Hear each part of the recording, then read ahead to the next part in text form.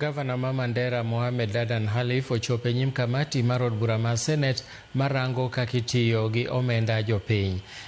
Jood burago oketo senators go oketo e urindi maliet machiwo ler ewi duoko mar lipot mar Auditor General kaka omenda notie iko omenda 2023-2024. Wadhi ane senet achiel kachiel wane kaka weche dhi nyime. And of course the issue of condemning institution, whether it is Council of Governors, whether it is Senate, wholesomely is not even right. You know, you should pinpoint and say so and so is corrupt, instead of saying all the governors are corrupt, instead of saying all the senators are corrupt. I think that's where our problem is, because there are good people in this country and you cannot condemn the whole population of Kenya as corrupt people. On timing, Chair, the invitation we are given was we are supposed to appear before this committee at 10. And we actually been kept waiting for 2.5 hours. Really, it's also good to be fair to us. Some of us travel long distances from Mandera. And keeping time is, I know within the parliamentary standing orders, it's very clear. Governor, did you come by road? Not me. I said some of my team. You didn't say that. You said some of us. If you had kept time required for your submissions, perhaps you would have reciprocated.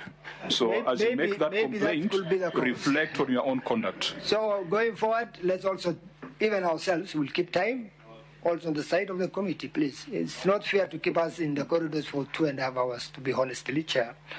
And finally, I want to confirm that I will continue to cooperate with this committee and any other committee of Senate, because I am a servant, I'm actually an employee of Mandera County, and to call upon me to appear before a committee and explain how I have discharged my duty, I don't see it as a problem. So we will ask the Senate to continue supporting devolution, irrespective of what happened this week.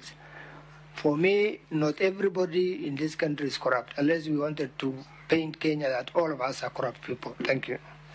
Chair, he has not answered the status of the county bursary scheme, because it was an issue when we were there. Yes, we have done we have signed an IPA with the State Department of Education, and we are now in compliance. Okay, thank you.